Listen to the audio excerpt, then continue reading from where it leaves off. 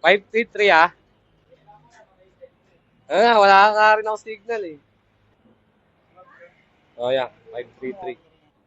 Ang aga nito, 7 red doors.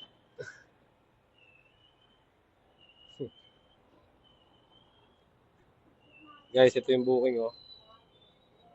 7 red doors. Pito lang sa'yo eh. Ito, 21. Kaya mga ano yan? Baka ba dyan? Ha? Meron na yan? Oo, may laman na yan. Wala, maliit lang naman yan. Ito? Ayan, kasama case. Ito yan, no?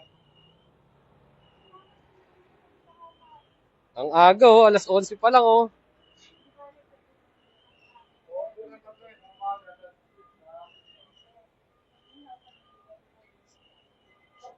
Solid yung order guys.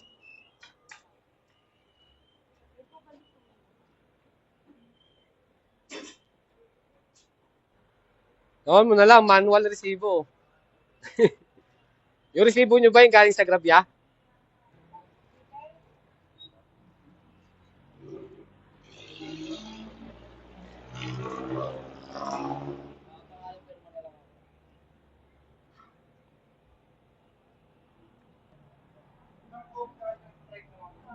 Okay na yan.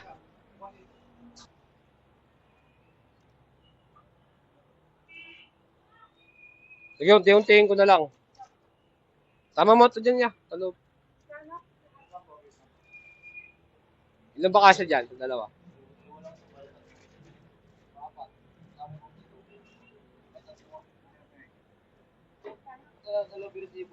Oh, yeah.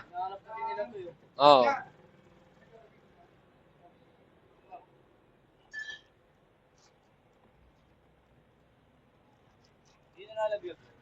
Hindi, magnetic yan.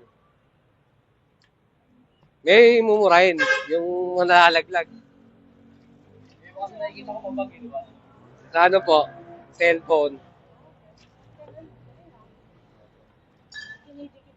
Opo. Yung iba pabag, parang pagano. Ay, pangit yun. Nagsishake yung cellphone dun eh. Paano itsura pagka nilagyan mo? May na magnet lang. Opo. Hindi nahuhulog. Bagay kailangan nyo ano.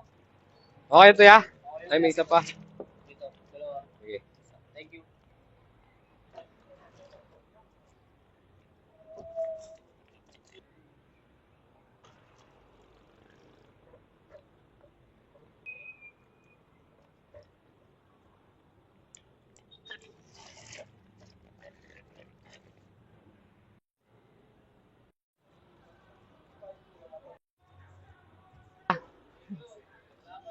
Solid. Bigat ng karga natin mga boss. First time ko naka-pick up ng ganito na red horse yung dala natin. Mostly kasi mga soft drinks lang. Starbucks, milk tea. Ngayon, red horse yung dala natin. Ang malupit pa noon mga bossing, ang aga-aga pa. Iba talaga tao mag-enjoy, no? Walang pinipiling oras. O yun, drop na natin to. Baka nauuhaw na yung customer natin. Hello ma'am, saan po kayo banda dito ma'am? Nandito po kasi ako sa may tapat ng Rodriguez, yung ano, soft drinkan. Bodega. Opo. Apo, yung left side po nun, baka may nakaharang lang. Dun po. Tawagan ko yung mag-aabang. Okay, okay, sige ma'am. Marcus, daming tindahan ng Red Doors ah. Mas mura ba sa ano? Sa Andox? Promo. Aga, ito sir, marami to. Aga nito sir ah. Dami ako sa bahay niya. Ah.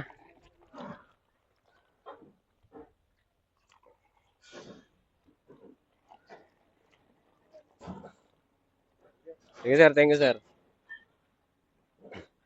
Collectibles pala yung Red Doors ng Andox. Ayos ay no? Sige sir, thank you sir. Yung pala yung dahilan nun. Kung bakit sa Andox pa sila umorder. Ito, tindahan ng soft drinks to. Dami Red Doors oh. Doon pa sila umorder. Iba talaga trip ng tao ngayon no? Siyempre, promo eh, di ba? Sayang din naman yung kalahating presyo.